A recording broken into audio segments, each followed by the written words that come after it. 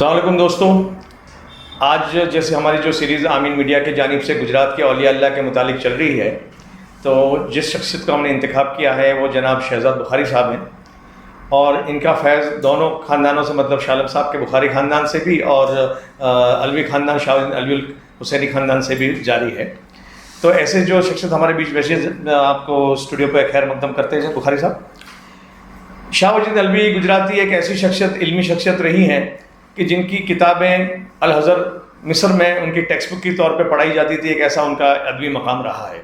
اور ساتھ و ساتھ وہ کئی جناتوں کے بھی استاد تھے، اور آج بھی ان کی جو چوکھٹ ہے خانپور احمد آباد علاقے میں، وہاں سے آج بھی ان کا فیض جاری ہے۔ جو بچوں کے اندر لکنت رہتی ہے، مطلب بولنے میں جن کے اندر لڑکھڑاہٹ ہوتی ہے بولنے میں، تو ان کی دہلیز پر شکر ڈال کر چٹوانے سے بچے کی یہ لکنت دور ہو جاتی ہے۔ تو شہزاد بخاری صاحب، یہ شاہ وجید علوی صاحب کے جو زندگی کے حالات ہیں وہ سمجھنے کے لیے آپ اس کو بلایا ہے، تو ذرا عوام کو بتائیں کہ ان کی زندگی، شروعات کی زندگی کیسی تھی؟ آپ کے دنیا میں نزول سے پہلے جی ہی بشارت ہو چکی تھی جی کہ کسی ایک ولی کامل دنیا پہ تشریف لانے والے ہیں۔ ٹھیک۔ تو دنیا کو یہ تو پتہ چل گیا تھا کہ آپ کی آمد ہے اور آپ ولی کامل کی آمد ہونے والی ہے۔ ٹھیک۔ آپ نے اپنے بچپن کے دور میں حضور سے آپ کو جیسے نسبت تھی، جی آپ آل نبی اولاد علی بے شک ہیں، تو جیسے حضور کا قول ہے جی کہ تعلیم حاصل کرنے کے لیے اگر چین جانا پڑے جی جی تو بھی آپ کو جانا ہے۔ ٹھیک۔ آپ نے وہ قول کا بخوبی اپنی زندگی میں خیال رکھا، اور اپنی زندگی ایجوکیشن بیس پہ جی کافی آپ نے توقع اور توجہ کے ساتھ اپنی زندگی گزاری ہے۔ بہت بہتر۔ تو آپ یہ دیکھیں گے کہ آپ نے بہت ہی چھوٹی عمر میں جی حافظ قرآن ہوئے۔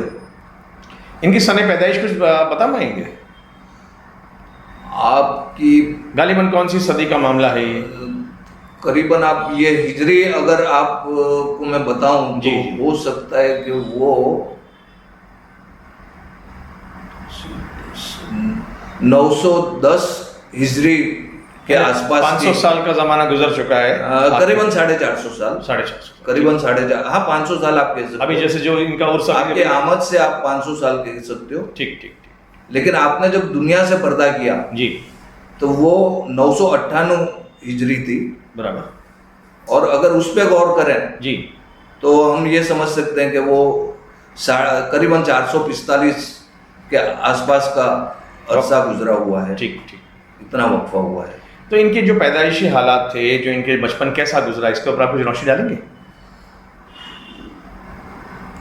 سب سے پہلے تو میں آپ کو، جیسے میں نے آپ کو علم کے بارے میں بتایا، تو آپ کے خاندان پہ اپنے توجہ دیں جی تو یہ محسوس ہوگا کہ آپ کا خاندان یمن سے مکہ شریف اور مکہ شریف سے حضور کی بشارت پاتے ہوئے جی آپ کے پرخوں نے پٹن اور پاٹلی کے بیچ میں اپنی زندگی دین اسلام کے لیے گزاری، اور دین اسلام کے لیے آپ کے باپ داداؤں نے کافی خدمت کی۔ ٹھیک۔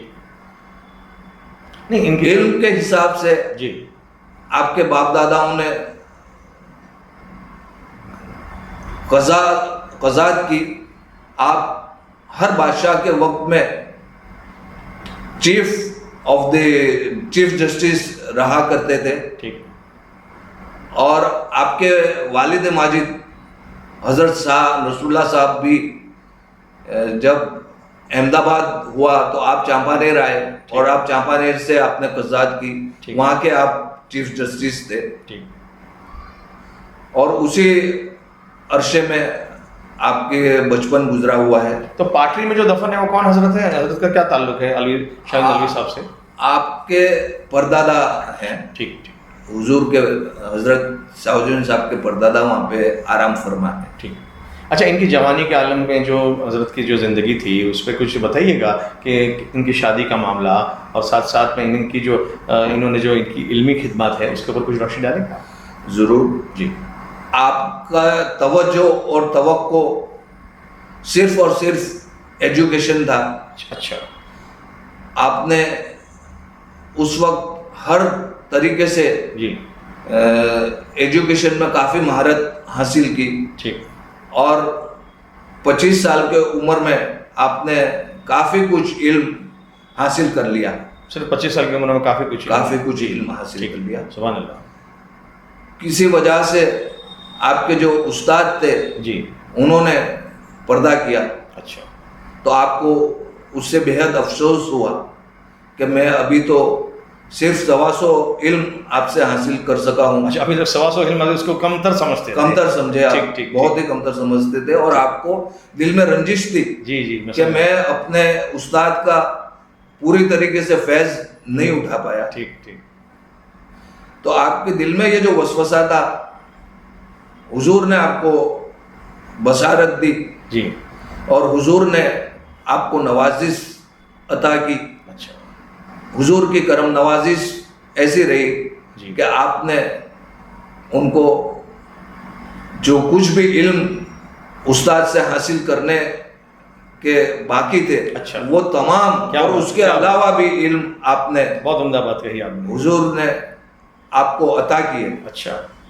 تو آپ علم سے فیضیاب ہوئے اور کافی کچھ علم میں آپ کو مہارت حاصل ہوئی. اچھا. اس زمانے میں ایک اسکول آف تھاٹ جیسے چلتا تھا, ایک یعنی ایک ان کا الگ ہی تعلیم کے کئی 100 بچے یہاں پہ تعلیم یافتہ تھے ان کے مدرسے میں, تو وہ کیا معاملہ تھا صاحب؟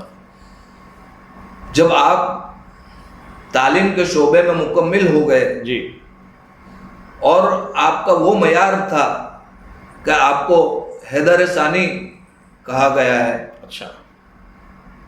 یعنی جو مہارت حضرت علی کی, حضرت علی صاحب کی تھی, برابر, آپ کو وہ فیض عطا ہوا علم میں اور کافی کچھ مہارت آپ نے علم میں حاصل کی. پھر اس وقت آج کے زمانے میں بھی ہم دیکھتے ہیں کہ علم کی اہمیت کیا ہے. جی جی. اور بغیر علم کے زندگی نکالنی دشوار ہے. درست ہے. دینی اور دنیاوی ہر طریقے کا علم حاصل کر کے انسان اپنی زندگی میں دینی اور دنیاوی جو کچھ بھی پریشانیاں یا مسئلے آتے ہیں ان کو وہ حل کر سکتے ہیں. نہیں یہ بات درست ہے, لیکن کچھ مدرسے کے اوپر جو ان کے کتنے کئی ان کے تعلیمی تھے, کئی ان کے خلفاء تھے, تو اس پر کچھ بتائیے. آپ کا مدرسہ قائم و دائم ہوا اور آپ کے مدرسے میں بہت ہی عمدہ طریقے سے درس دیا جاتا تھا. آپ کے فیض اور آپ کے علم اور آپ کے مدرسے کی جو کچھ بھی کامیابی تھی وہ رفتہ رفتہ پھیلتی گئی, بڑھتی گئی اور لوگ اتنے آپ سے متاثر ہوئے کہ کہیں کہیں سے, نہیں کہ صرف ہندوستان سے, اچھا بیرونی ملک سے بھی لوگ آپ کے پاس تعلیم حاصل کرنے کے لیے آتے تھے. بہت خوب. آپ سے فیض پاتے تھے اور وہ فیض جاری اور ساری رہا. آپ کا جو علمی مقام تھا, آپ نے جو علم ایسے کچھ ان کی کتابیں یہاں تک سنا گیا ہے اور تاریخ میں پڑھا بھی ہے کہ الازہر جو مصر میں ہے وہاں تک وہ پڑھائی جاتی تھی, تو وہ کیا معاملہ تھا؟ وہ آپ نے عربک گرامر پہ کچھ کتابیں, کچھ حاشیے اور کافی مائنرز آرٹیکلز آپ نے اس وقت میں لکھے. ٹھیک ہے. کہ جس کا مقابلہ کوئی کر سکے ایسا نہیں تھا. اور دنیا اس سے اگر فیضیاب ہوتی ہے تو وہ بے حد ضروری تھا. تو آپ یہ دیکھو کہ الازہر جو دنیا میں ایجوکیشن بیس پہ, اسلام کے ایجوکیشن بیس پہ ایک acceptable all over world acceptable जो यूनिवर्सिटी थी अल अजहर, वो एक मेयारी यूनिवर्सिटी थी। वो यूनिवर्सिटी में आप उस जमाने में आपके लिखे हुए जो ग्रामर पे, अरेबिक ग्रामर पे लिखे हुए आर्टिकल्स थे, वो सब तस्लीम किए गए। न कि तस्लीम किए गए, लेकिन जो भी स्टूडेंट्स थे उनकी पढ़ाई के लिए भी वो आर्टिकल्स एक्सेप्ट कर लिए गए, और वो आर्टिकल्स से लोगों को तुलबाओं को इल्म दिया जाता था। अच्छा, इनकी जैसे कई करामतें, दो करामतें तो मैं जानता हूँ कि जैसे कि जो बच्चों के बोलने में लुकरत होती है और जो सही तौर पे नहीं बोल पाते, तो इनकी चौखट पर शक्कर डालकर जो चटवाते, एक तो उससे बच्चे को फैज़ मिलता है, और दूसरा एक जुमेरात के दिन एक ख़ास किस्म की किश्त आती है मदीने से, जो हौज़ के पानी के करीब, वहाँ से लोग शिफायाब होते हैं। तो इसको ज़रा लोगों को तफसील से बताएंगे इसके मामला। हम किसी भी बुजुर्गान दीन के हालात जानने के लिए उनकी सवाना हयात पढ़ते हैं, सही, लेकिन आपका तो फैज़ रवा दवा है आज भी। जी बिल्कुल दुरुस्त है। आप उनके फैज़, लोगों को फैज़याब होते हुए आज भी देख सकते हो, और बिला कोई तफरका, और गैर मुस्लिमों को भी। हाँ, बेशक बेशक। जी, ये तो बेसिकली आप कंसेप्ट देखो तो जहां तक के हिदायत का मसला है, या खिलाफत का मसला है, या जो कुछ भी दीनी खिदमत का मसला है, तो बुजुर्गान दीन ने बजाय किसी तफरके के, बजाय किसी नात जात के, बजाय किसी ऊंच नीच के, एक कॉमन प्लेटफॉर्म पे हर किसी को आने वाला, आपके कदम मुबारक हैं, वहाँ की जो दहलीज है, वहाँ पे लोग आते हैं, वहाँ पे शक्कर वगैरह रखते हैं और बच्चों को वो शक्कर चटाते हैं, और उससे हमने ये काफ़ी लोगों को फैज़याब होते हुए देखा है। लोग जिनकी ज़बानें साफ नहीं थी या जो बोल नहीं पाते थे, ऐसे लोगों को रवानी आ जाती है, आपने ज़बान अता की है। जब वो ये आपका फैज़ हौज़ के पास जो आज भी रवा दवा है। जी। हम आज भी ये फैज़ हमारी आंखों से देख सकते हैं, महसूस कर सकते हैं। अच्छा, बचपन से इनके अब रहा सवाल दूसरा जो आपने कहा हौज़ का। जी, तो ये था कि उस वक्त, उस जमाने में वो आपका आखिरी दौर था, ठीक है, और हौज़ का पानी जो है उसका कलर बदल गया था। ओके। तो आप वहाँ पे आए जी, आपने वजू किया जी, और वो पानी को दम कर दिया। अच्छा, जो पानी आपने दम किया उसका फैज़ आज भी अवाम उठा रही है। जो तंदुरुस्ती के लिए या किसी भी जिस्मानी तकलीफ के लिए, मर्ज के लिए लोग एतकाद से, यकीन और एतकाद से वहाँ पे आते हैं, और वहाँ से पानी भर के ले जाते हैं और शिफा उनको अता होती है। ये आज भी हमारे आंखों से हम सब देखते हैं। आपका ये फैज़ आज भी हम अपनी आंखों से देखते हैं। आपका फैज़ ये जारी और सारी है, नहीं कि ये दो। अच्छा, आप देखो खलकत खुदा की आपके आस्ताने पे आती है, जिसका अनगिनत लोग फैज़याब होने के लिए और अपनी दीनी और दुनियावी मुश्किलें, तकलीफें, हाजतें, मुरादें लेके आस्ताने पे आते हैं, और वो वहाँ जो कुछ भी पेश करते हैं सब फैज़याब होते हैं। और यही सबब है कि आपके आस्ताने पे आप देखो तो जबरदस्त तादाद में लोगों की आमद और हाजिरी रहती है। यानी जुमेरात के दिन भी रहता है या और दिनों में भी रहता है ये हजूम का मामला? जुमेरात जुम्मा को ये हाजिरी उरूज पे होती है। रोजाना 365 दिन लोग अपना फैज़ उठाने के लिए वहाँ पे आते हैं और आपसे फैज़याब होते हैं। बेशक इसमें कोई शक की गुंजाइश। अच्छा, आपके दरगाह के इलाके में ऐसा भी मशहूर है कि अजन्ना का एक मतलब जिन्नातों का एक झाड़ है जहाँ जिन्नातों से निस्बत रहती है वहाँ, اور اس سے لوگ فیض ان سے بھی ان کے جو خادم ہیں شاہ صاحب کے وہ بھی لوگوں کو مدد کرتے ہیں جہاں ضرورت پر بوقت پہ، اور پھر لوگ ان کے اوپر فاتحہ خوانی بھی دلاتے ہیں. تو ایک تو اس پر آپ کو کچھ بتانا ہے. اور ایک اور مجھے قصہ یاد آ رہا ہے کہ میں نے بچپن میں یہ قصہ سنا تھا، تو اس کی میں آپ چاہوں گا کہ آپ اس کی تصدیق کریں کہ شاہ صاحب درگاہ سے جو ان کی اولاد کے جو مکانات ہیں وہاں پہ ایک کمرہ سا تھا جو خالی رہتا تھا، اور اس پہ کہا جاتا تھا کہ اجنہ رہتے ہیں. اور وہ جنات لوگ جب کبھی سیدانی عورتیں وغیرہ جو ہوتی تھیں وہاں پہ پیسے رکھ دیتی تھی کہ بھئی یہ فلاں چیز آج بازار سے سودا لے آنا، تو وہ کچھ دیر کے بعد وہ سودا وہاں پہ ملتا تھا، پھر وہ اپنے گھر لے جاتی تھی. کچھ وقت بعد یہ فیض بند ہو گیا. تو اس پر بھی میں چاہوں گا کہ آپ عوام سے کچھ بتائیں کہ یہ کیا معاملہ تھا. آپ جناتوں کو بھی سبق دیا کرتے ہیں. جناب جناتوں کے بھی استاد تھے. بے شک، جی بے شک. جی جی. اور لیکن ایک دن ایسا ہوا کہ آپ نے جس طریقے سے بتایا جی تو وہ وقت تھا حضرت آپ کے پیر و مرشد حضرت محمد غوث گوالیاری صاحب کا. جی. تو چیز یہ ہے کہ آج بھی ان کی نسلیں میاں جی رحمانی اور نقطۂ درانی صاحب، دو لوگوں کی نسلیں آج بھی قائم و دائم ہیں. ٹھیک ٹھیک ٹھیک. جیسے آپ نے ذکر کیا کہ عورتیں جو پردہ داری کی وجہ سے جی جی بازار سودا لینے کے لیے نہیں جاتی تھی، تو وہ ان کا کام جنات کر دیا کرتے تھے. جی. اور وہ جناتوں کا فیض پانے کے لیے آج بھی آپ دیکھو تو جناتوں کا طبق بھرا جاتا ہے، نیاز دلائی جاتی ہے، دعائیں مانگی جاتی ہے، اور جناتوں سے آپ کے فیض تو آپ کا ہی ہے، وہ جنات بھی آپ کے ہی ہیں. جی جی.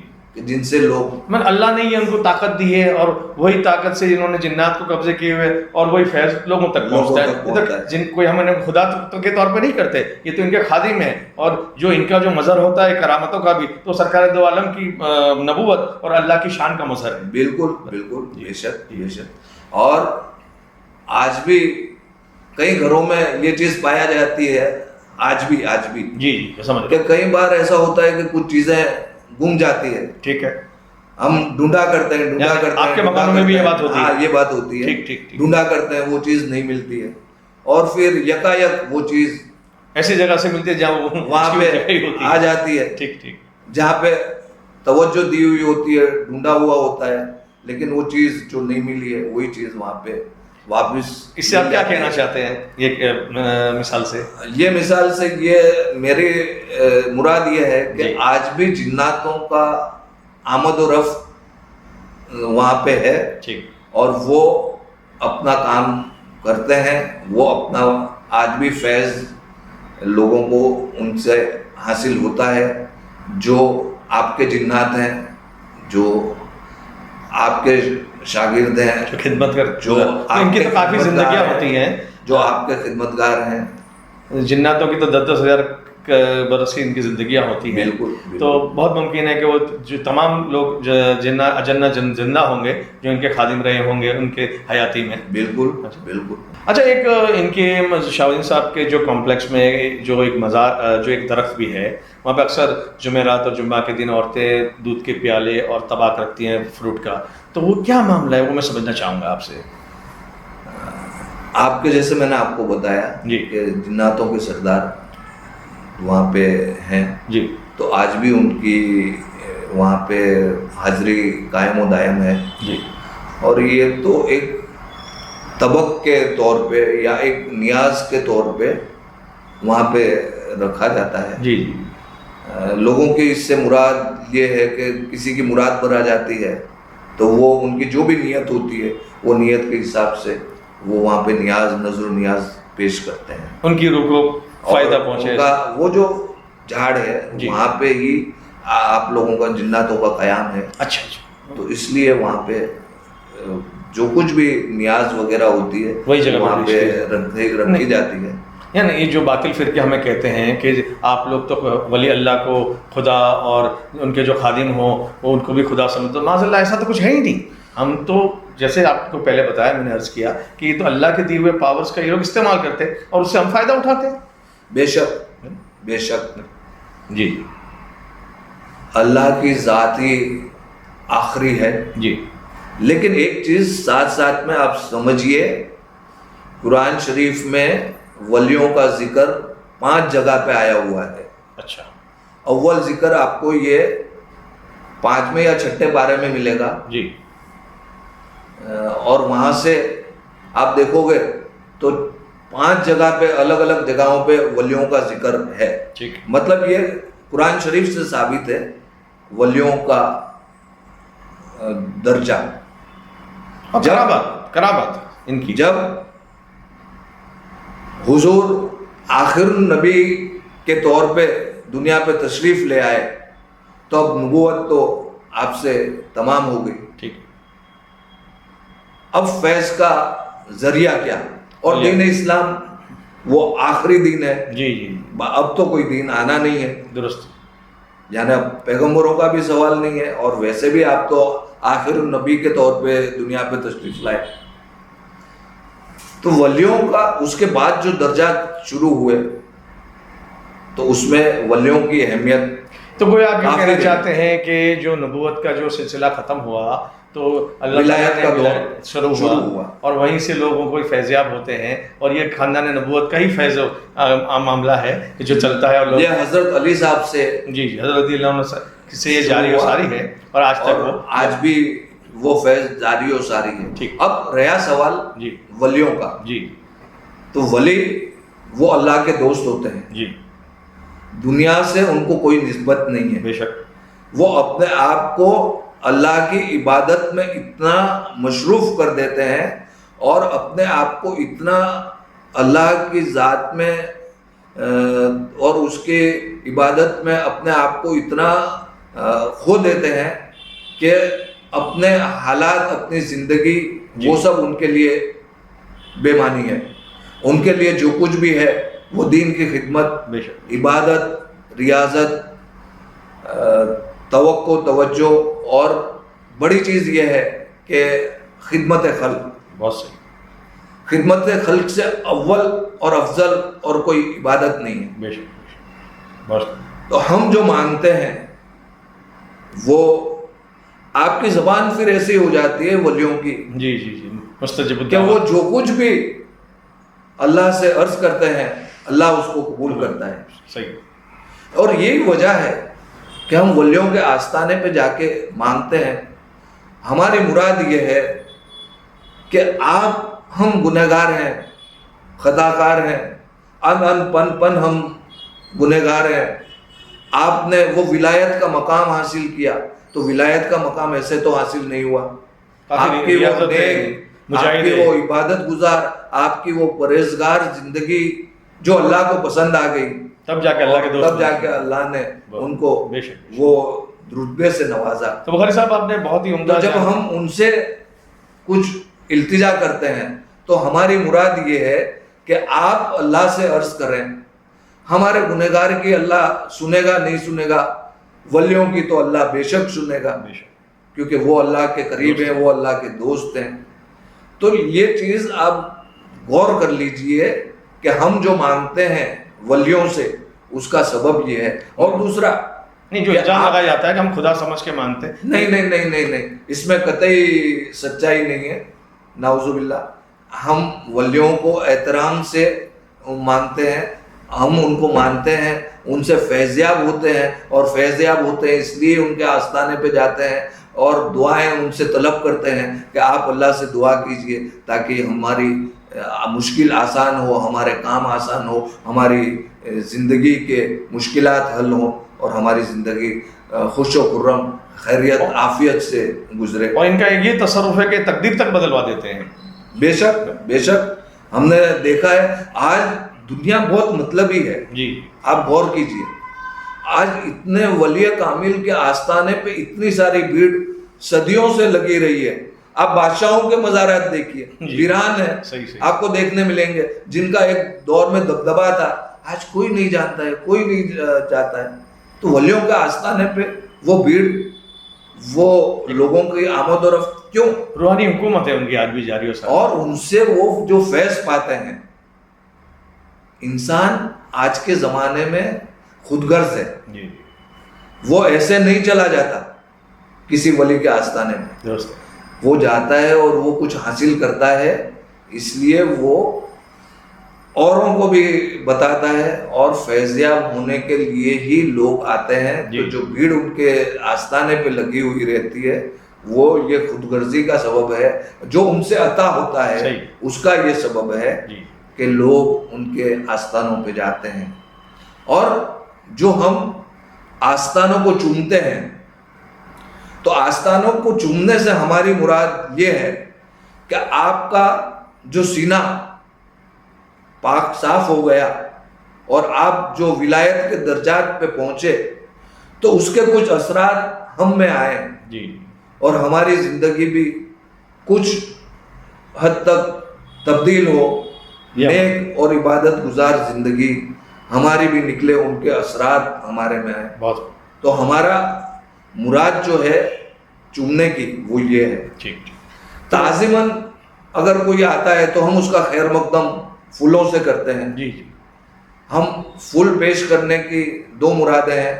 एक तो हुजूर से ये साबित है कि किसी बंदे को जो अज़ाब में तकलीफ होती है वो तो मुब्तला आदमी के लिए आपने फूल की पेश की, पर यहाँ पे हम जो फूल पेश करते हैं वो एक उनकी इतनी जो दर्जात हैं वो दर्जात को हम कबूल करते हुए एक तोहफे के तौर पे, एक हदीये के तौर पे, एक इज्जत के तौर पे हम वो फूल।